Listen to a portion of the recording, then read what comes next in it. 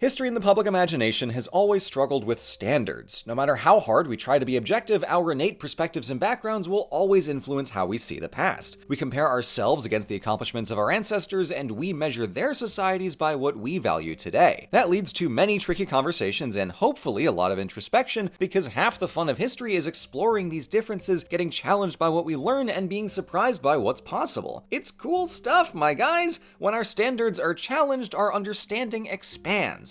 But sometimes none of that matters, because the much more pressing issue is good old-fashioned bias, the conviction that we must be right, so we'll contort the history to fit. Truth be damned. Now, what on earth could that have to do with today's video on African history? Well, as we head to the south of the continent and explore the magnificent world of Great Zimbabwe, we have a prime opportunity to question our standards of what societies can accomplish both architecturally and culturally. Because, hypothetically, it would be silly to deny that this medieval African wonder of engineering was actually built by Africans.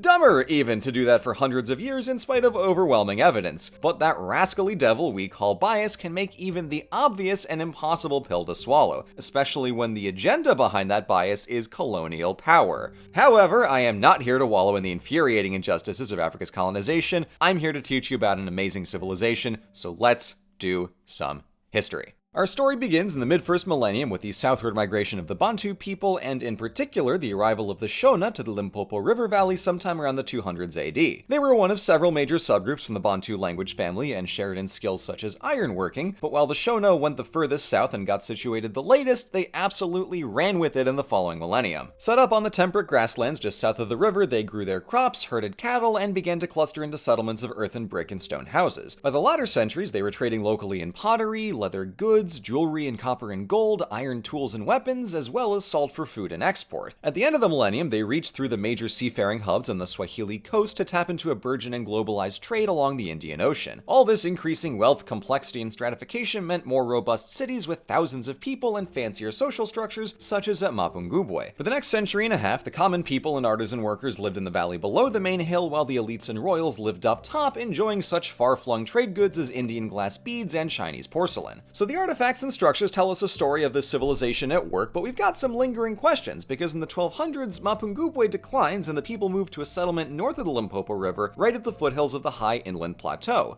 So why the shift? Maybe overpopulation? Maybe the climate changed? Unclear. But what happened next?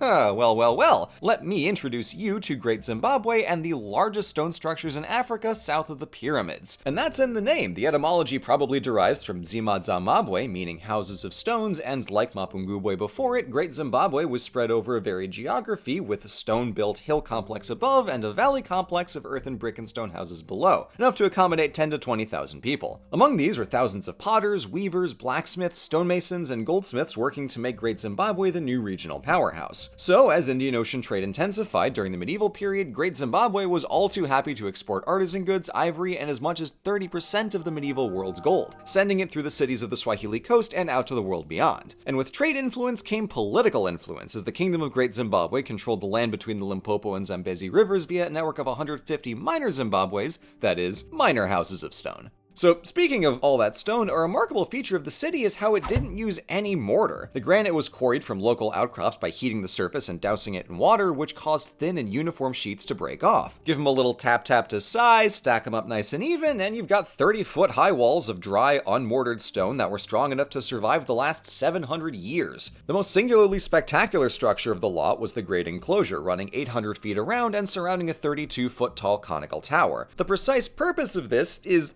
once again, tricky to pin down. Royal residence, ceremonial site, granary? But the sheer artistry on display is astounding. Every wall gently tapers toward the top, and every surface is smoothly curved. Straight lines? Get out of here! They even found time to flex with decorative patterns built into the walls themselves. All of that with no mortar. And up in the hill complex especially, this fluidity has the effect of melding the human-made stoneworks into the granite hills around it, augmenting the natural landscape rather than overwriting it. Let's not get into the trap of over-exoticizing this as mysterious and otherworldly. Instead, we can appreciate this this as the product of a vastly different design philosophy than most of us are used to. This harmonious extension of the material and shape of the land are the kinds of ideas we're only just understanding in modern Western architecture, but here's a masterclass on it from the 12 to 1300s. For instance, the pathway to the conical tower runs narrowly between two walls so high the sun barely reaches to the bottom, contrasting the scale of what a human is against the scale of what they can do. This goes beyond raw aesthetics to become an architecture of feelings. There's a symbolic purpose that we don't have the context to understand, but boy howdy the vibes on it are striking. As with Mapungubwe before, we're at a loss for most of the material culture, but in this instance it's because all the remaining treasures were plundered by colonists in the late 1800s. Among the precious few artifacts to make their way back after Zimbabwean independence in 1980 were a handful of soapstone carved birds, which has become the modern national symbol. So okay, Great Zimbabwe could build a city like a champ and had a major hand in the world's largest trade network, but what happened to them? Well, like with Mapungubwe, we're making guesses. Maybe the gold mines were exhausted, or they couldn't maintain their population size, maybe disease, drought?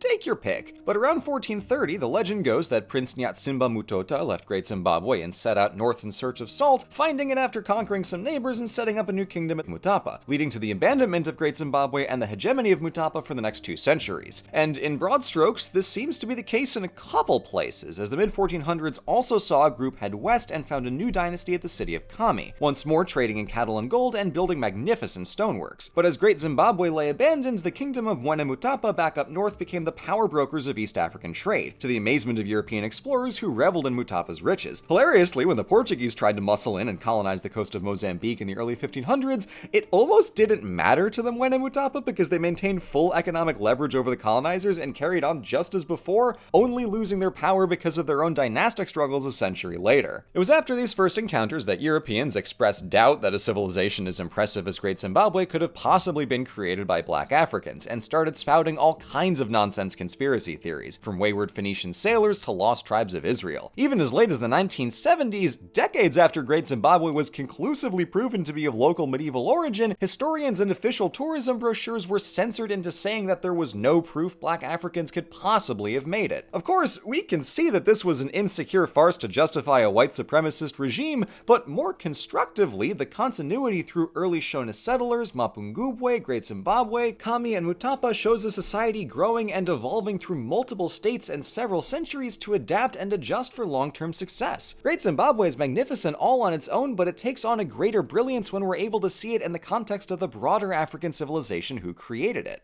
I don't have a joke to end on, that's just a genuinely important historical takeaway. Don't be racist. You'll look like an idiot. Thank you so much for watching, and happy Black History Month. I'd mentioned Great Zimbabwe in passing on a couple of occasions in the past, so I had a great time giving it some proper coverage here. Thanks as always to our community of patrons, whose names you can see scrolling along on screen, and I will see you all in the next video.